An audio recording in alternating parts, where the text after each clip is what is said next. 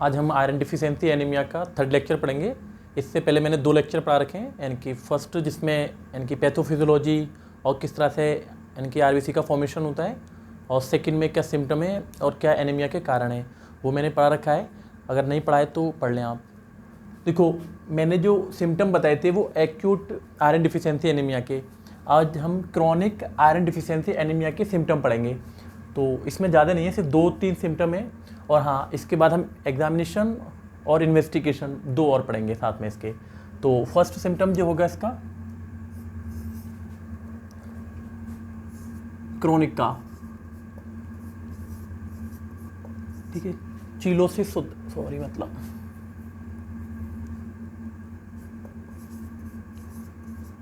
Cheilosis बोलते हैं, ठीक। फर्स्ट होगा चिलोसिस। चिलोसिस क्या होता है, जैसे ये वाला जो एरिया होगा तुम्हारा वो कटा हुआ होगा और वो सफ़ेद कलर का होगा। देखो ऐसे, देखो ये तुम्हारा ये माउथ है, इस तुम्हारी, ठीक। तो ये वाला जो एरिया होगा इसको हम क्या बोलेंगे, चिलोसिस, मतलब angle of mouth, angle of mouth. ये होगा क्रोनिक सिम्टम में, यानी कि आयरन डिफिशियंसी एनीमिया के क्रोनिक सिम्टम के बारे में पढ़ रहे हैं। तो फर्स्ट तो ये होगा, और दूसरा क्या हो सकता है, यानी कि टंग एट्रोफी, टंग एट्रोफिक। तो टंग एट्रोफी क्या होती है, जैसे इसमें क्या होगा, 2 होंगे। एक तो स्मूथ टंग दिखेगी तुम्हारे लिए, स्मूथ मतलब एकदम चिकनी टाइप की टंग, मतलब जुबान तुम्हारी। और दूसरा क्या होगा, बर्निंग सेंसेशन होगा,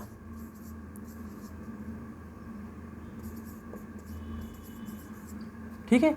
यानी कि जो जुबान में होगा तुम्हारा ऐसा होगा जैसे जलन सी हो रही है, जो पेशेंट होगा आयरन डिफिशियंसी एनीमिया का। 2 हो गए, और एक तीसरा होता है तुम्हारा ईसोफेगस, देख सकते हैं हम। तो जो ईसोफेगस होगा तुम्हारा, उसमें क्या होगा, डिस्फेजिया। डिस्फेजिया मतलब होता है जैसे भोजन को, जो तुम खाना खा रहे हो उसको निगलने में परेशानी होना, ठीक है, इसको हम डिस्फेजिया बोलते हैं। तो ये तुम्हारे क्रोनिक आयरन डिफिशियंसी एनीमिया के सिम्टम है, ठीक। इसके बाद अगर जो पेशेंट है आयरन डिफिशियंसी एनीमिया का, उसमें क्या क्या एग्जामिनेशन, जैसे सपोज मानो आपके पास कोई पेशेंट आया तो आपको क्या सिम्टम उसके अंदर दिखेंगे, ठीक है। तो एग्जामिनेशन हम कैसे कर सकते हैं उसका, जैसे सामने से कोई पेशेंट आएगा तो क्या क्या उसके लक्षण दिखेंगे हमारे लिए, ठीक। तो इसे देखो, इसे छाप लो पहले,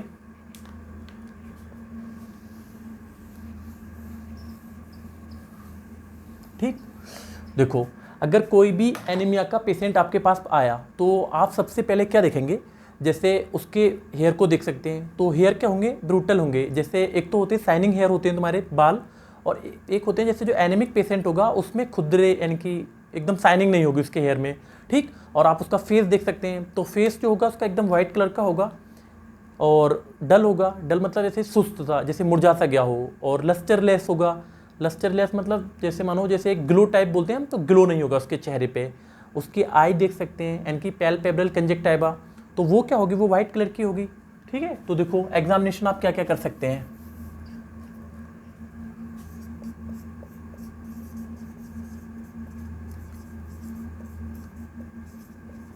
ठीक है। एग्जामिनेशन में जो आपको सामने से पेशेंट के अंदर दिखेगा, तो आप देख सकते हैं उसके हेयर देख सकते हैं,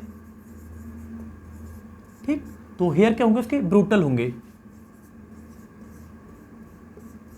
ब्रूटल मतलब समझ रहे हो, जैसे चमक ना होना, खुदरे होना एकदम ऊबड़ खाबड़ से। तो हेयर जो होंगे उसके ब्रूटल होंगे। और दूसरा क्या होंगे, यानी कि वो बताएगा पेशेंट, क्या मेरे जो हेयर हैं वो गिर से रहे हैं, यानी कि एलोपेशिया, यानी कि वो बताएगा कि मेरे बाल जो हैं वो गिर से रहे हैं। और आप उसका फेस देख सकते हैं, जैसे, ठीक है, उसका चेहरा दिखेंगे। तो चेहरा क्या होगा उसका, वाइट कलर का होगा, एकदम सफ़ेद, ठीक। दूसरा क्या हो सकता है, डलनेस होगी उसके चेहरे पे। डलनेस क्या, एकदम सुस्त मुरझा हुआ सा, जैसे मानो कोई दोपहरिया में अगर पौधा लगा हुआ है जो मुरझा जाता है, इस तरह से, ठीक है। और तीसरा क्या हो सकता है,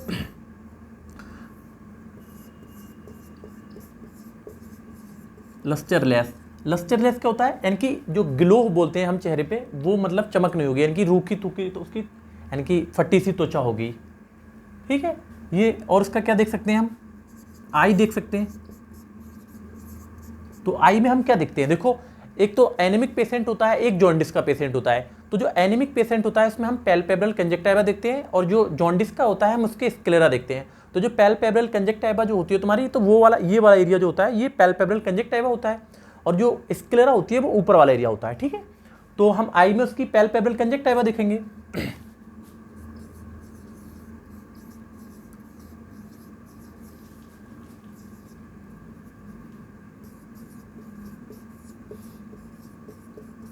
ठीक है, तो जो पैल्पेब्रल कंजक्टिवा होगी उसकी वो व्हाइट कलर की होगी सरफेस से। ठीक है, और क्या देख सकते हैं, देखो अगर क्रोनिक एनीमिक पेशेंट है कोई, तो उसमें उसकी टंग देख सकते हैं आप।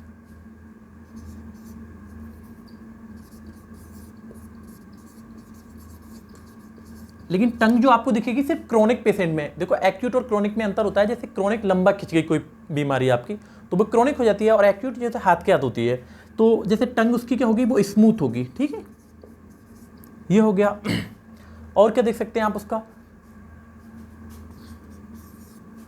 जैसे उसका हार्ट देख सकते हैं। तो हार्ट में क्या बताएगा, वो बोलेगा क्या, मुझे फील होता है जैसे मेरा दिल जो है तेजी से धड़क रहा है। तो हम उसके लिए क्या बोलते हैं, पैल्पिटेशन बोलते हैं। ठीक, पैल्पिटेशन बताएगा। और क्या देख सकते हैं, रेस्पिरेट, लंग्स देख सकते हैं उसका। ठीक है, तो लंग्स में क्या, जैसे उसका बोलेगा क्या, थोड़ा सा भी काम करने पे उसका सांस सा फूल जाता है, यानी कि इसको हम एक्सर्शन बोलते हैं, यानी कि हल्का सा काम किया उसने और उसका सांस फूलने लगा। अगर ऐसी कंडीशन बताता है तो एनीमिक हो सकता है वो।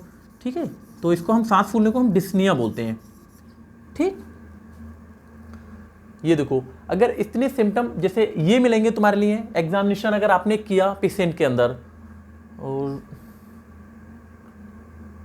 ठीक है, अब इन दोनों, जैसे जो मैंने सिम्टम सेकंड लेक्चर में बता रखे हैं, ये थर्ड लेक्चर है, तो सिम्टम और एग्जामिनेशन आपने किया, अब इतना कुछ मिलता है आपको, तो आप फिर एग्जामिनेशन करेंगे, करवाएंगे उसका कंफर्मेशन के लिए। तो कौन कौन सा हम एग्जामिनेशन कराएं ताकि हमें पता चल जाए कि एनीमिक है, और वो भी एनीमिक है तो आयरन डिफिशियंसी एनीमिया या हीमोलिटिक एनीमिया है। तो उसके लिए हम टेस्ट, देखो इसको छापो,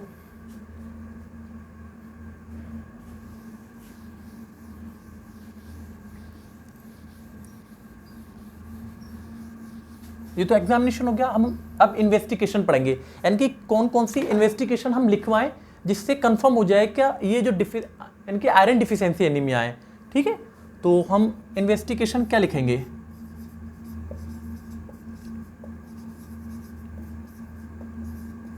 ठीक, तो देखो फर्स्ट, यानी कि आप क्या इन्वेस्टिगेशन में लिख सकते हैं, तो एक सबसे पहले टेस्ट आप लिख सकते हैं GBP। ठीक है, तो इसकी फुल फॉर्म क्या है, जनरल ब्लड पिक्चर। ठीक है, तो ये लिख सकते हैं। तो जनरल ब्लड पिक्चर में कि तुम्हें क्या दिखाएगा, जैसे वो तीन चीज़ें बताएगा आपके लिए, यानी कि जैसे आप GBP कराएंगे तो उसमें तीन चीज़ें लिखी जाएंगी आपको। एक तो फर्स्ट होगी माइक्रोसाइटिक, ठीक, सेकंड होगी आपकी साइटोसिस, ठीक, और तीसरा होगा उसमें लिखा है हाइपोक्रोमिक। ठीक है, तो मान लो जैसे माइक्रोसाइटिक लिखा हुआ है, तो माइक्रोसाइटिक का मतलब क्या होगा, जैसे माइक्रोसाइटिक में होगा जैसे जो आरबीसी का साइज है वो क्या है, छोटा हो गया है। ठीक, आरबीसी का साइज छोटा हो गया है। और क्या माइक्रोसाइटिक में बता रहा हूं मैं, ठीक है, इसे मिटा देता हूं तब तक। देखो तो उसका आरबीसी का साइज क्या है, छोटा हो गया। और क्या है, अब देखो जैसे आरबीसी का साइज छोटा हो गया तो हीमोग्लोबिन जाहिर सी बात है कम हो जाएगा। कैसे, देखो 1 लीटर का कोई बर्तन है, ठीक है, तो उसमें 1 लीटर दूध आ रहा है, अगर मैं उसे आधा लीटर का कर दूं तोड़ के तो कितना होगा, आधा लीटर ही दूध आएगा। तो जो आरबीसी का साइज छोटा हो गया और आरबीसी के अंदर ही आपका हीमोग्लोबिन होता है, तो हीमोग्लोबिन भी क्या होगा, कम होएगा। ठीक, और इसका जो इसमें देखो, और इससे क्या पता चलता है, यानी कि माइक्रोसाइटिक से एक चीज़ और पता चलती है, जो आरबीसी का कलर पिंक कलर का होता है वो हल्का हो जाता है। ठीक है, तो जो पिंक कलर होगा वो हल्का हो जाएगा, थोड़ा सा डाउन हो जाएगा। ठीक, ये हो गया। दूसरा क्या बताया था मैंने, एन आइसोसाइटिस, एन आइसोसाइटोसिस। ठीक, तो इसका मतलब क्या है, देखो इसका मतलब है कि जो आरबीसी का साइज है, मतलब सबसे छोटी आरबीसी, ठीक है, जैसे एन आइसोसाइटोसिस का मतलब है जैसे आरबीसी का साइज क्या है, सेम नहीं है। सपोज मान लो तुम्हारी एक ब्लड, आरबीसी का साइज क्या है, सेम नहीं है। अब मान लो ऐसे कोई ब्लड वेसल है तुम्हारी ये, ठीक है, इसके अंदर आरबीसी घूम रही है, ठीक है, ये तो सबका साइज क्या होना चाहिए, सेम होना चाहिए। लेकिन अगर एन आइसोसाइटोसिस लिखा हुआ है, इसका मतलब है कि आरबीसी का साइज सेम नहीं है, कोई छोटी है कोई बड़ी है। ठीक है, और तीसरा क्या होगा, इसमें लिखा हुआ आएगा तुम्हारा हाइपोक्रोमिक। ठीक, तो हाइपोक्रोमिक क्या है, पिगमेंट जो है कम हो रखा है आरबीसी के अंदर। एक चीज देखो, जैसे साइज क्या है, आयरन डिफिशियंसी एनीमिया में क्या होता है, आरबीसी का साइज छोटा हो जाता है। ठीक, तो ये तो हो गई जीबीपी, तुम्हारी जनरल ब्लड पिक्चर्स। और दूसरा टेस्ट क्या करा सकते हैं आप, इसे छापो।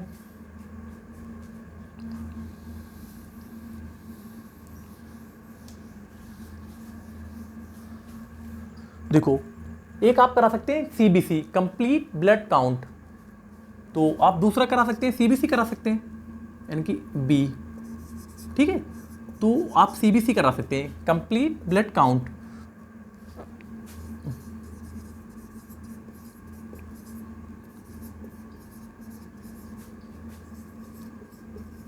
ठीक है, तो देखो कंप्लीट ब्लड काउंट, देखो एक चीज़ है, जैसे आरबीसी की कितनी संख्या है नॉर्मल, या डब्ल्यूबीसी की, ये एक नॉर्मल चीज़ है, आपने पढ़ रखी है सबने। ठीक है, तो इसमें क्या लिखा हुआ होता है, जैसे आपने सीबीसी कराया तो जो पेज होगा उस पर लिखा हुआ होगा कि नॉर्मल रेंज इतनी है और इस टाइम इतनी हो रखी है। ठीक है, तो देखो जैसे इसमें मान लो जैसे सीबीसी में क्या क्या मिल सकता है आपके लिए, जैसे आरबीसी की संख्या मिलेगी। ठीक है, तो अगर आयरन डिफिशियंसी एनीमिया है तो इसकी संख्या क्या होगी, कम हो जाएगी। ठीक, आरबीसी की संख्या। और क्या हो सकता है, जब आरबीसी की संख्या अगर कम हो गई तो आपका क्या हुआ, हीमोग्लोबिन भी कम आएगा, तो हीमोग्लोबिन भी कम हो जाएगा, यानी कि इसका मतलब है डिक्रीज होना। और क्या हो सकता है, देखो तीसरा एक चीज और है इसमें, M C B, mean corpuscular volume. ठीक है, तो इसे देखो इसमें लिखा हुआ था, यानी कि सीबीसी में ही लिखा हुआ आएगा ये। देखो इसकी फुल फॉर्म लिखता हूँ,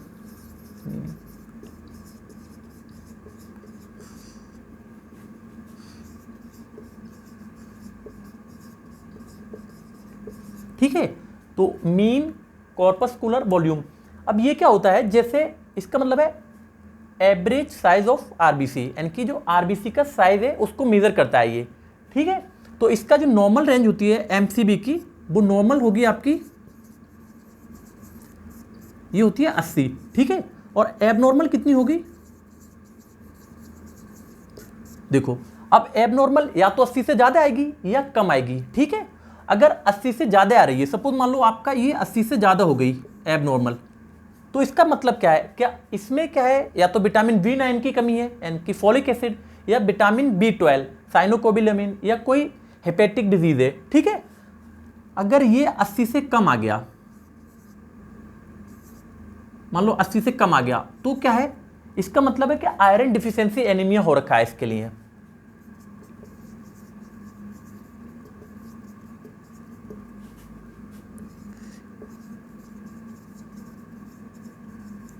ठीक है, ये हो गया।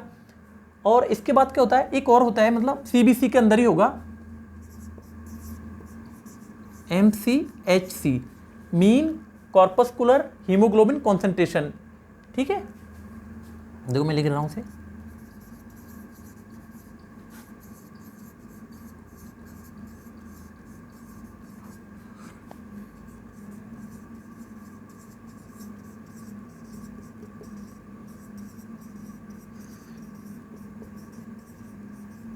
ठीक है, तो इसका क्या है, यानी कि एवरेज अमाउंट ऑफ हीमोग्लोबिन को ये नापता है आपका MCHC। ठीक है, तो देखो अगर इसका जो नॉर्मल रेंज होती है इसकी MCHC की, देखो इसका ये अगर बढ़ा हुआ किस में आएगा, विटामिन B9 और विटामिन B12 और हेपेटिक डिजीज में। ठीक, अब ऐसे ये देखो इसका नॉर्मल रेंज कितनी होती है,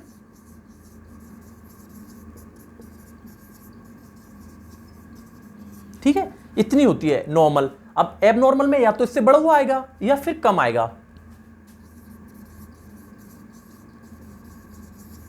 ठीक है, अब सपोज मान लो अगर 32 से बढ़ा हुआ आएगा तो क्या है, तो है हेरिडेटरी स्पेरोसाइटोसिस, यानी कि आरबीसी का साइज क्या होता है, चेंज हो जाता है।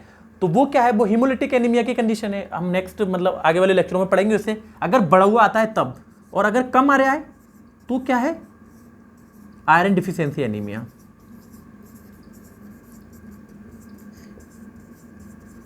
ठीक, ठीक है, इसे तो लो। देखो और भी है इसमें, लेकिन ये इन चीजों से आप बता सकते हैं कि आयरन डिफिशियंसी एनीमिया है या नहीं है।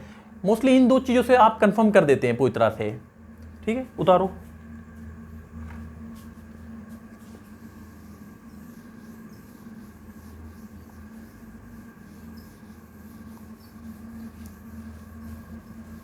और क्या करा सकते हैं आप, एक होता है, देखो एक टेस्ट, तीसरा टेस्ट होता है तुम्हारा C, ये इसको बोलते हैं रेड सेल डिस्ट्रीब्यूशन विड्थ।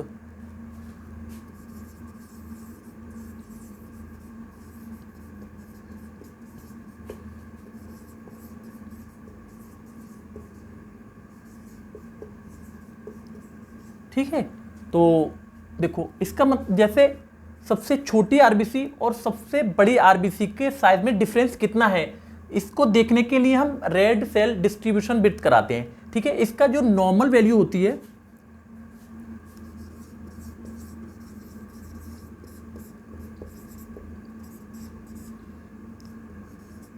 ठीक है, इतनी होती है। मतलब जो छोटी आरबीसी है, जैसे मतलब मैच्योर नहीं हुई है और एक मैच्योर आरबीसी है, तो उसके साइज में अंतर सिर्फ इतना ही होगा। ठीक है, लेकिन अगर एबनॉर्मल है, ठीक, तो क्या होगा, इसका साइज जो होगा 14.5 इससे भी बढ़ के आएगा। इसका डिफरेंस यह है, यानी कि छोटी आरबीसी और बड़ी आरबीसी के जो साइज में डिफरेंस है वो इससे भी बढ़ाएगा। देखो सबसे बड़ी क्या होती है, आयरन डिफिशियंसी एनीमिया में जो होता है आपकी आरबीसी छोटी हो जाती है साइज में। ठीक है, तो एक नॉर्मल, देखो ऐसा तो नहीं है कि सब आरबीसी छोटी हो जाएंगी, कुछ आरबीसी साइज में नॉर्मल भी होंगी।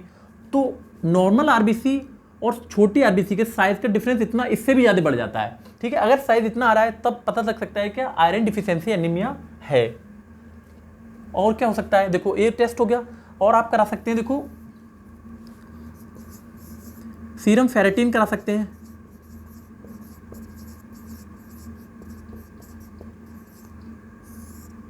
देखो फेरेटिन को मैंने फर्स्ट लेक्चर में बहुत अच्छे से एक्सप्लेन किया हुआ है कि ये है क्या। ठीक है, सीरम फेरेटिन एक प्रोटीन है तुम्हारी जो आयरन को बाइंड करती है। ठीक है, और लीवर के अंदर, यानी कि जैसे आयरन का स्टोर करना है तो स्टोर करने के लिए सीरम फेरेटिन प्रोटीन की आवश्यकता होती है।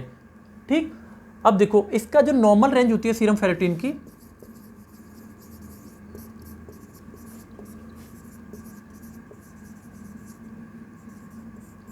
ठीक है, इतनी होती है, यानी कि 30 से 300 माइक्रोग्राम पर डेसीलीटर। ठीक है, नॉर्मल। अब देखो जैसे सीरम फेरेटिन प्रोटीन का काम क्या है, क्या आयरन को बाइंड करके रखना। ठीक है, अगर ये कम हो गई तो क्या करेगी, आयरन को बाइंड नहीं कर पाएगी। ठीक है, ठीक है, तो क्या है, इसकी जो डोज होगी वो 30 से भी कम हो जाएगी, तभी तो आयरन को स्टोर नहीं कर पाएगा ये। भाई इसका काम क्या है, सीरम फेरेटिन प्रोटीन का काम है कि स्टोर करना आयरन को लीवर के अंदर। तो अगर ये जितना कम होगा, अब तभी तो आयरन को स्टोर नहीं कर पाएगा, तो ये 30 से भी कम हो जाता है। और क्या कर सकते हैं हम, देखो एक देख सकते हैं ट्रांसफेरिन प्रोटीन। तो ट्रांसफेरिन क्या होती है, देखो इसको भी मैंने फर्स्ट लेक्चर में ही बता रखा है। ट्रांसफेरिन का काम क्या है, जैसे आयरन का स्टोर क्या किया, सीरम फेरेटिन ने किया, और ट्रांसफेरिन प्रोटीन क्या करती है, इस स्टोर आयरन को जैसे जरूरत पड़ी बॉडी के डिफरेंट पार्ट को या आरबीसी फॉर्मेशन के लिए, तो क्या होती है, ट्रांसफेरेंट प्रोटीन क्या होती है, लीवर से तुम्हारे बोन मैरो के अंदर ले जाती है। ठीक है, तो अब जैसे आयरन की अब कमी हो गई तुम्हारे शरीर में, तो क्या होगा, ये फ्री ट्रांसफेरिन तुम्हारे ब्लड के अंदर घूमेंगी, मूव करेंगी। तो free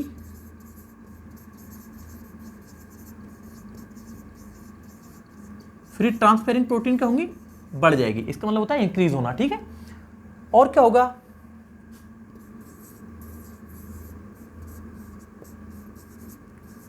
total iron binding capacity, तो क्या ये होगी, ये क्या होगी, बढ़ जाएगी। देखो लिख दे रहा हूं, टोटल आयरन बाइंडिंग कैपेसिटी, ठीक है। अब देखो जैसे ट्रांसफेरेंट प्रोटीन की क्या होगी, आयरन की बाइंडिंग करने की कैपेसिटी बढ़ जाएगी। क्यों बढ़ जाएगी, क्योंकि जैसे मान लो ये तुम्हारी ट्रांसफेरेंट प्रोटीन है ये वाली, ठीक है, और ये Fe से बॉन्ड करती है, ठीक। अब मान लो Fe है ही नहीं तो क्या होगा, ये Fe को ढूंढता फिरेगा क्या किसी तरह से बॉन्ड हो जाए, तो ठीक है, तो टोटल आयरन बाइंडिंग कैपेसिटी क्या होगी, बड़ी आएगी। और क्या हो सकता है, एक टेस्ट और कर सकते हैं हम, जैसे फ्री आयरन, ये भी देख सकते हैं हम, ठीक है। तो देखो फ्री आयरन क्या होगा, अब जैसे आयरन डिफिशियंसी एनीमिया है तो फ्री आयरन तुम्हारे शरीर में कम हो जाएगा, तो और ये कितना कम हो जाएगा तुम्हारा, 50 माइक्रोग्राम पर डेसीलीटर से भी कम हो जाएगा, ठीक है। देखो ये तुम्हारा इन्वेस्टिगेशन हो गया आयरन डिफिशियंसी एनीमिया का। अब इसका लास्ट लेक्चर बचा है जिसमें हम सिर्फ ट्रीटमेंट बताएंगे कि आयरन डिफिशियंसी एनीमिया आपको हो रखा है तो आपको क्या ट्रीटमेंट देना चाहिए ताकि ठीक हो जाए कोई भी पेशेंट, ठीक। और देखो अगर आपने ये वाले लेक्चर पढ़ेंगे डायरेक्ट तो आपको कुछ समझ में नहीं आएगा, इससे पहले आपको लेक्चर पढ़ने पड़ेंगे दोनों, तब ये अच्छे से समझ में आएगा क्या आपका एग्जामिनेशन करना है और क्या इन्वेस्टिगेशन कराना है, और फिर ट्रीटमेंट फिर उसके बाद ही दे सकते हैं। देखो ट्रीटमेंट को क्या, अगर आपको डायरेक्ट ट्रीटमेंट दिखा दिया तो कोई फ़ायदा नहीं, गोली तो कोई भी याद कर सकता है, तो बेटर होगा कि आप थ्योरी से समझें फिर, क्योंकि ट्रीटमेंट करना आसान होता है। और एक चीज़ और, आप वीडियो देख लेते हैं लेकिन आप सब्सक्राइब नहीं करते, तो वीडियो को प्लीज़ सब्सक्राइब कर दें, ठीक है, और वीडियो को लाइक करें अगर अच्छी लगे तो। Thank you.